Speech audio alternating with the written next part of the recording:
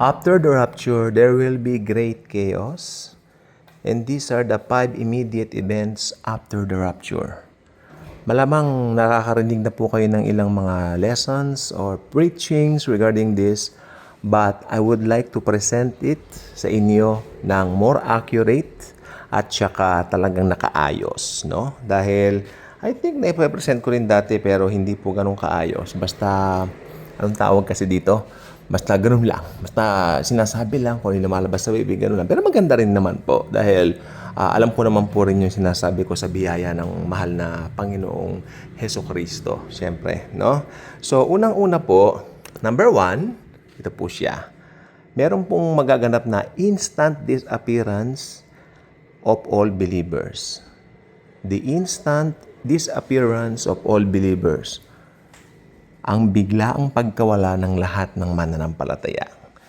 Yan ang unang manonotice ng maraming tao na mga naiwan. Every true follower of Christ, living or deceased, is taken instantly, including children and infants. Ayan, may mga nagtatanong ha. Pag children and infants, wala pa po itong sense of accountability. So, they will be taken also. Okay?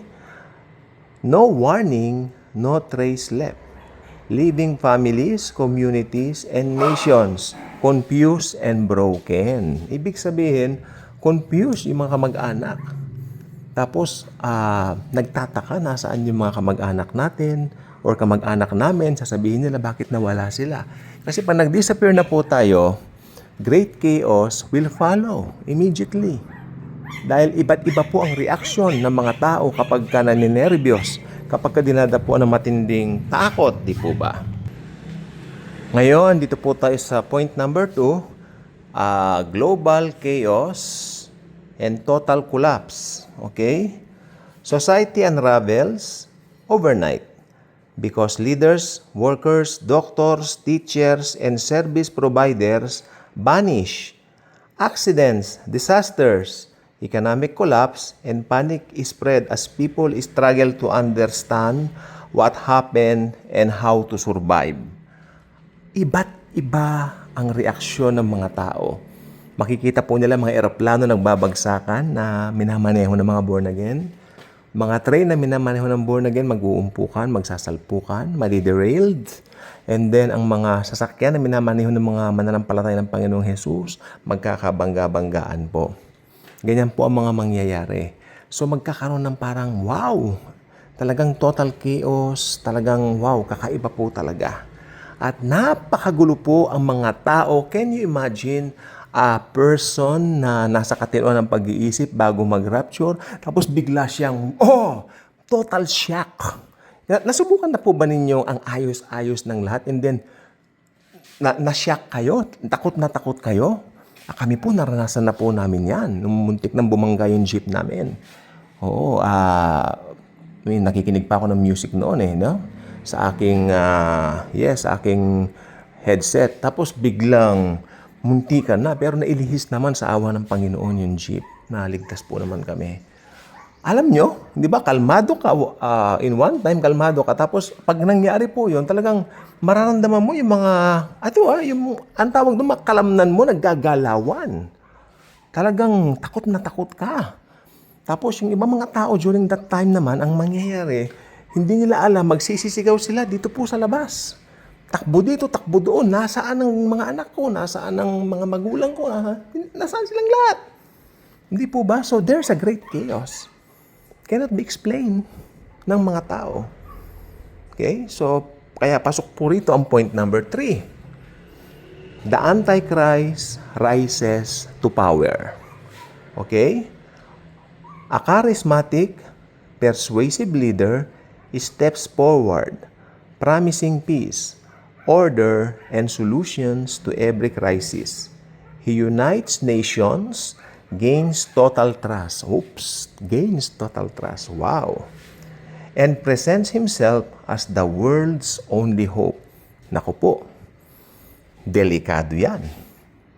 Sa ating mga mananampalataya, alam nating ang taong ito ay ang halimaw ng aklat ng Apokalipsis, ng Book of Revelation. Siya po ang the Antichrist. Siya po ang kaaway ng Panginoong Hesukristo, no?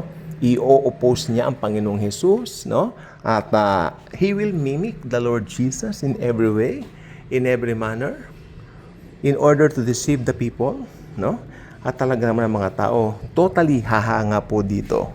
Sapagkat, tignan niyo po ha, talagang i-represent niya ang kanyang sarili bilang tanging nakaalam ng solusyon ng lahat, bilang tanging pag-asa ng lahat. Kaya ang mga tao, makinig po mabuti, importante po ito, ang mga tao during that time, nagulong-gulong mga utak, hindi alam ang sagot, di ba? Talagang turete, mga kukote. Alam po ba ninyo, dahil nag-present ang Antichrist ng solution, tatanggapin nila ang solution na yan. Sapagkat ganyan po ang nature ng tao. Lahat ng makapagbibigay ng ginhawa, lahat ng makapagbibigay ng comfort, tatanggapin. Para lamang maibsan ang kanyang, kung ano man ang kanyang dinadala or something na kabigatan. Without the question, without questioning, without raising questions. Wala nang question. Importante, may solusyon na. Tanggapin. Dahil mula dito, magkakaroon ng comfort. Magkakaroon ng konting kaginhawaan. Wala nang tanong-tanong sino yan. Wala nang tanong-tanong kung anong mangyayari. Wala nang tanong-tanong tungkol sa eternity. Importante yung ngayon. Yan ang nature ng tao. Kaya nakakatakot po yan. Okay, point number 4. Mag-uumpisa na po ang The Great Tribulation. Point number 4, the Great Tribulation begins. Okay? God's judgment falls upon the earth. Wars, natural disasters, plagues, famine, and persecution of anyone who turns to the Lord unfold exactly as warned in the Bible. See? I told you. Okay? During that time, hindi naman po lahat ng tao ay mangmang. Paano po ba magsisimula ang Great Tribulation? Ito po yung 2.5 year. Ng second 3.5 years ng tribulation, Great Tribulation yan. Sapagkat yan itatampok ng Antikristo ang kanyang sarili bilang Diyos. Para po sa kaalaman ninyong lahat, ang Antikristo, sa kalagitnaan po ng 3.5 years, mamamatay po siya. At masasaksihan ng buong mundo na siya ay namatay, maaring binaril or something, ewan natin, hindi na po natin naabutan yan, na-rapture na tayo. Subalit, kapag yun po ay nangyari, masasaksihan nyo ng buong mundo. Maybe naka-FB Live, naka-YouTube Live, TikTok Live, lahat. And then, ang kanyang lamay at purol, sasaksihan ng buong mundo through these social media platforms. Kaya, ito pong mangyayari. Ihihiga siya sa kabaong, patay, walang buhay. Pero after 3.5 days, may mangyayari pong kamangha-mangha. Bilang pinakapopular na tao sa buong mundo during that time, lahat nakatutok po dito sa taong ito. Lalo na po nung siya po ay namatay. Maaaring yung iba, nalulungkot dahil namatay siya. Gusto nilang panoorin ng kanyang The Funeral. Okay? Kaya ang mangyayari po, habang pinapanood nila ito, magugulat silang lahat, biglang didil. Well, parang horror movie lang po pero yan po ang buong katotohanan mga kaibigan ko. Mabubuhay ang Antikristo sa harapan ng maraming tao na nanunood sa kanilang mga devices. Okay? Sa kanilang mga gadgets. At magbabago po ang pananaw nila sa Antikristo. Mahahati na po ang pananaw ng ibang mga tao dito. May mga ibang tao magsasabi, wow! Super powerful nga palang taong ito, May iba naman magsasabi, sandali lang, parang may mali yata dito. Parang may mali, parang hindi.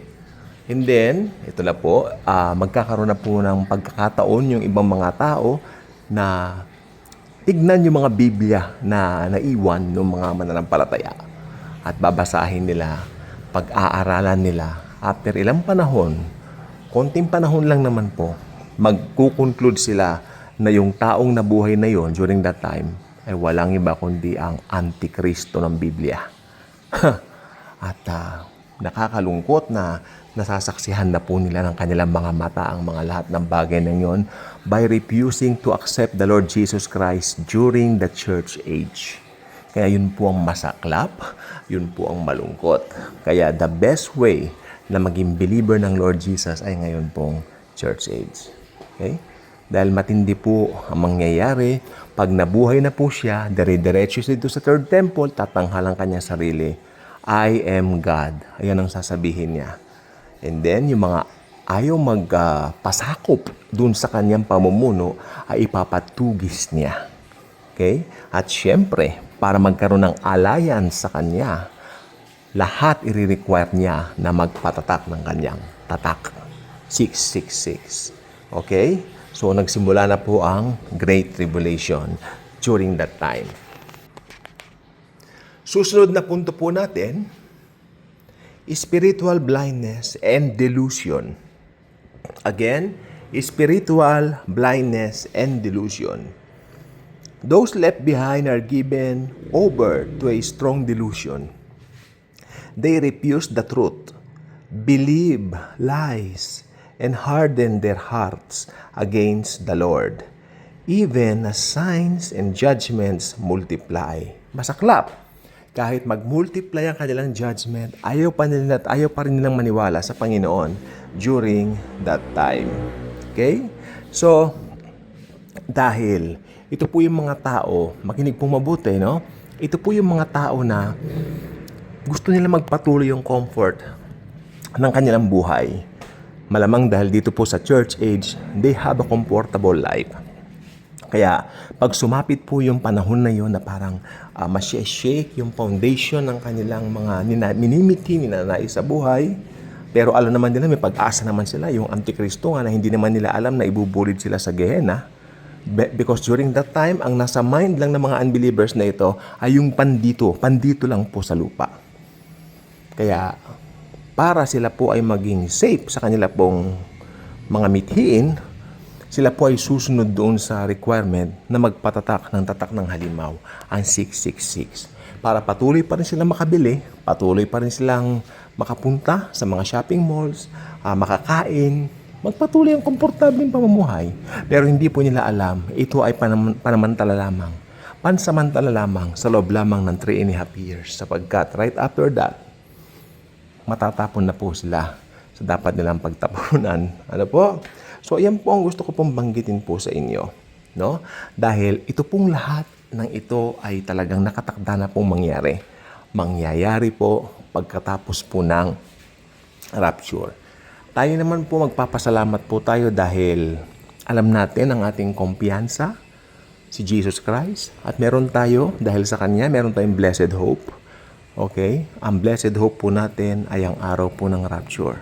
Okay? Yung blessed assurance naman po, ang ibig sabihin nun, pag namatay ka anytime, dahil sa ginawa ni Jesus sa krus ng Kalbaryo, meron tayong assurance na papasakan niya na tayo magpakailan-kailanman. Either way, win-win solution po yan. So, yun lang pong gusto ko pong i-share po sa inyo ngayon, no? Right after the rapture, ito yung mga mangyayari. Okay? At yes, dahil kay Jesus, mararapture na po tayo. Okay? Anytime soon. God bless po.